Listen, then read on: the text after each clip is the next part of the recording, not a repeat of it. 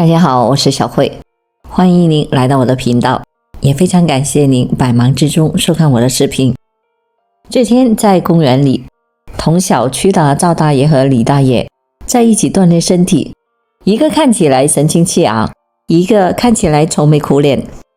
这时赵大爷就忍不住询问道：老李呀，你最近怎么总是心情低落呀？是不是有什么烦心事呀？有心事一定要讲出来，不然会憋出病来的。看到老朋友如此的关心自己，李大爷将自己的苦水全部吐露了出来。原来李大爷今年58岁了，目前已经退休，整天在家里去养养花、喂喂鸟，要么就到公园锻炼。可是却遇到了老伴的嫌弃，自己的老伴比自己年轻几岁，是一名教师，就没有退休。每天的交谈中总有点嫌弃他老的意思，这让李大爷很是伤感。听了李大爷的讲述，这时赵大爷在他的耳边悄悄地问道：你们现在还有夫妻间的生活吗？听到这样的问题，李大爷迟钝了许久才反应过来，回答道：以前工作时比较忙，在这种事情上就兼顾不到，现在年纪大了，就更加的力不从心了，这样就不正常了，那怪不得你们的夫妻感情不太好了。专家都说了，就算是上了年纪，也要保持适当的性生活，这可以让双方都感觉到老年人的幸福，有益于身心的健康。我和我老伴就是，所以我们很少的闹矛盾。赵大爷开导他一番。听了这番话，李大爷似乎恍然大悟，可能是自己一直太专断了，没有顾虑老伴的感受，心想以后一定要多多的和老伴进行交流。可能有很多的老朋友都会和李大爷一样，上了年纪就忽略了性生活的重要性。当然，也有一部分人十分的重视性生活。那么在老年的群体中，有性生活和无性生活到底会有什么差别呢？一、中老年人群有性生活的人和没性生活的人有何不同？当上了年纪之后，想要保持一个健康的身体，那么不仅要在生理上是健康的，心理上也得健康，两者同时兼顾，才能铸造一个康健的体魄。而在心理上占据分量最重的，那就是要属老年性生活了。同时增进夫妻之间的感情，应该维持合理的性生活。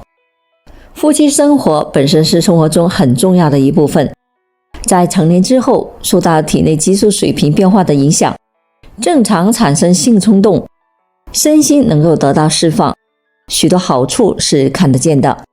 不过有的人长时间的过着无性的生活，究竟这两种不同的生活方式有哪些区别呢？首先，医生需要强调的是，进行规律的性生活好处自然很多。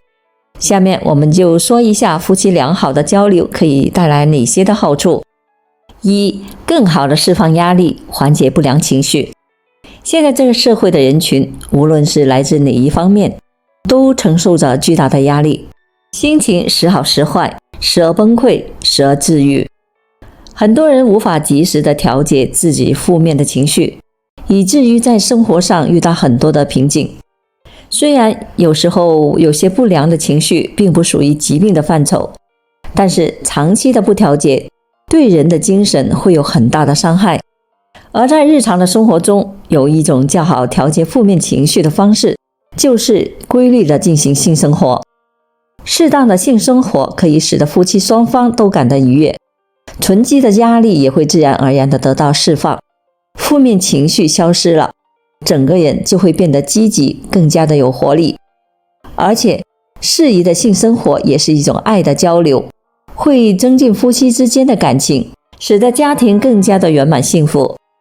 二、可以调节内分泌，呵护乳腺。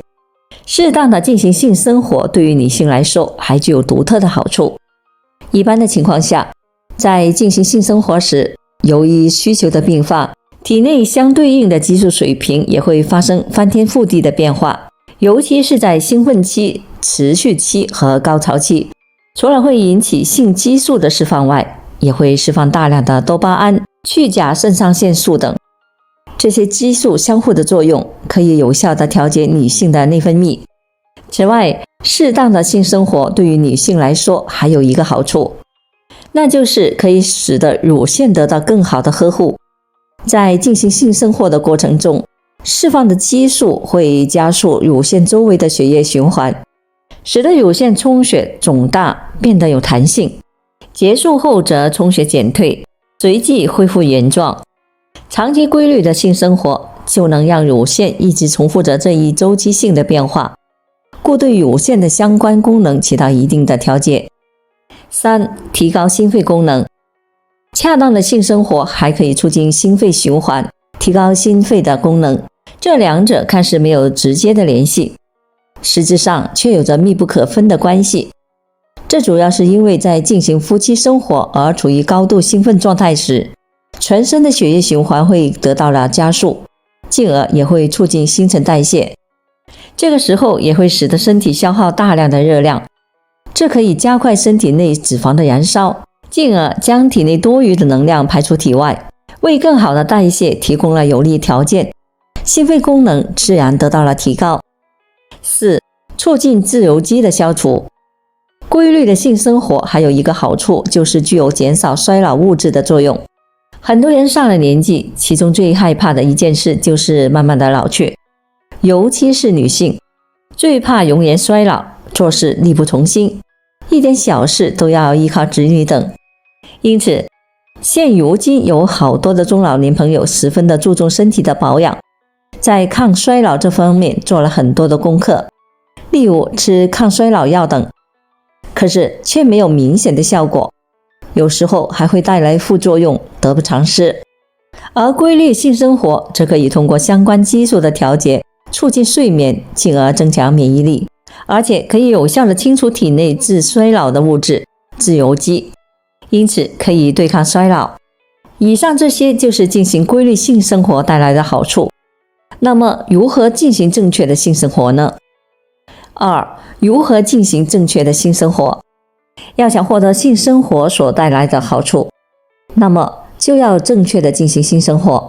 有些人群对此知识略缺乏，以至于采取了不恰当的做法，反而给自己以及伴侣带来了伤害。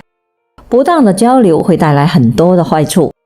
首先，如果过度的用力，则容易让彼此精疲力尽，过度的透支，事后精神状态就会变差，长期下来甚至会影响到日常的生活和工作。严重一点，对于男性来说，还容易诱发一些的男性疾病，例如前列腺炎、前列腺增生等。最主要的是会增加性器官的负担。过度疲劳之后，会使得双方的体验感下降，从而使得男性出现阳痿、早泄等的性功能下降的表现。久而久之就会变得性冷淡。对于女性来说，就会出现阴道炎、宫颈炎等的妇科疾病的几率也会大大的增加。那么正确的性生活如何进行呢？首先就是同房生活要适度，不可过度的纵欲。通常的情况下，20到30岁左右的人群，性生活相对的频繁，一周2到3次算是比较合理的。但是随着年龄的增长，同房的频率会相对的减少。50岁左右的人群可能一周1到2次，一般可以控制在1个月不低于4次。对于年龄更长的人来说，甚至会有1个月1次，这主要与人的习惯有关，具体要根据自己的能力，所谓量力而行。只要双方在进行性生活后，双方都能得到满足以及身心愉悦，那就说明是适度的。另外，注意千万不要频繁同房。若是在夫妻间生活后全身无力，没有任何的精神，头晕和四肢发酸，那说明性生活太频繁，要适当的控制一下。有研究显示，性生活不只是一种生理上的愉悦，中老年人群中，这种行为更多的是一种精神抚慰。研究表明，一周1到2次的性生活可以提高 30% 的身体的抗病的能力。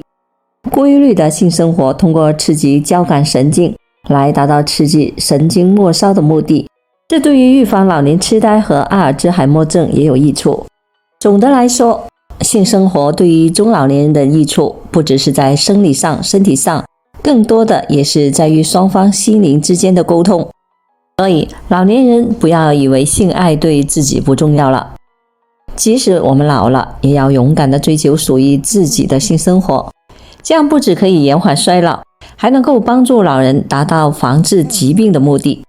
因此，对于性爱，老年人也要重视起来。好了，朋友们，今天所分享的视频内容就到这里了。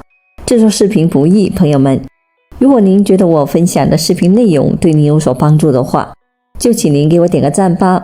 您的每个留言和点赞都是我进步最大的动力。